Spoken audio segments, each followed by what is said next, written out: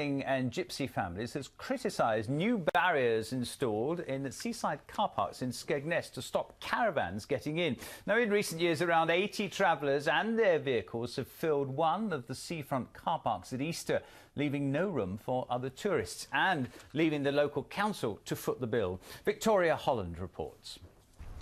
A blustery day out at the seaside. There may be plenty of space for visitors today, but the council have had to step in to stop the car parks becoming clogged with caravans overnight.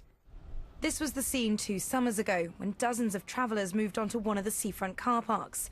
Now lower barriers have been installed to stop unlawful parking from happening again. They've been to stop high-sided vehicles, really, i.e. caravans, because in the last couple of years we've had a lot of problems with the travelling community, and it's not the image we want to give, it's a family resort.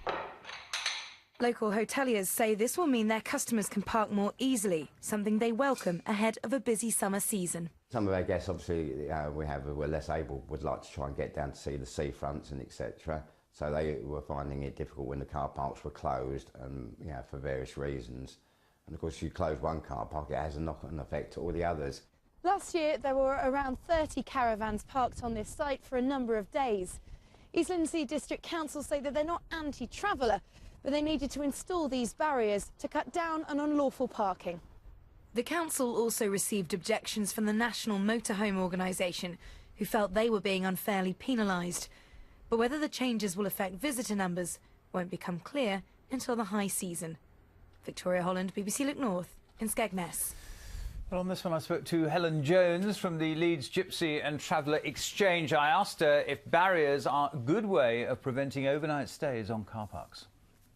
Well, it might stop them staying there, but unless there's an alternative, then it's going to oblige them to stay somewhere else. So we need to identify an alternative that's going to be satisfactory. Yeah, but as far as travellers are concerned, there are plenty of alternatives. There's 4 sites in Lincolnshire, 60 unofficial sites. What more do you want? Well, the UK government is signed up to a duty to facilitate a nomadic way of life, and I imagine that the sites that you're describing are permanent sites where people live permanently. These barriers are for height, so it's all big vehicles. How can this be anti-traveller? Well, I think it's probably quite open that that's what it's designed to stop, and I would support that that can be an inconvenience. But I would repeat again, we need to be identifying alternative locations that we're happy for people to go to. But you see, it's reported that travellers stay in these car parks. That takes revenue away from the council, leaving a mess and rubbish as well. Can you understand why they don't want that?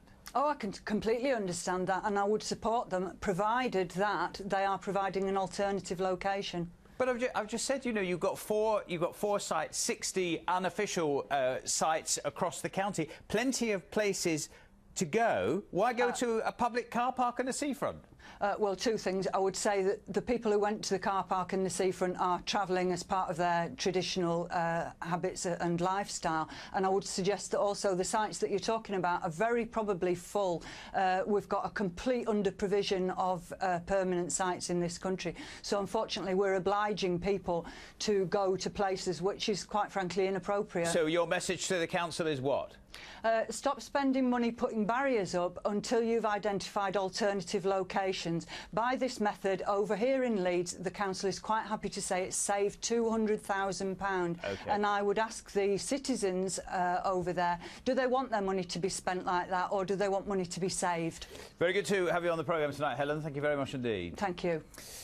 Well, there we are, another one you might have a view on, especially if you drive a motorhome or something like that. Maybe you're part of the travelling community and you use those car parks. If you want to comment on that one, the barriers preventing overnight stays on car parks, there is a reminder of the email address, looknorth@bbc.co.uk, and the text number is there as well, as usual. Now, a link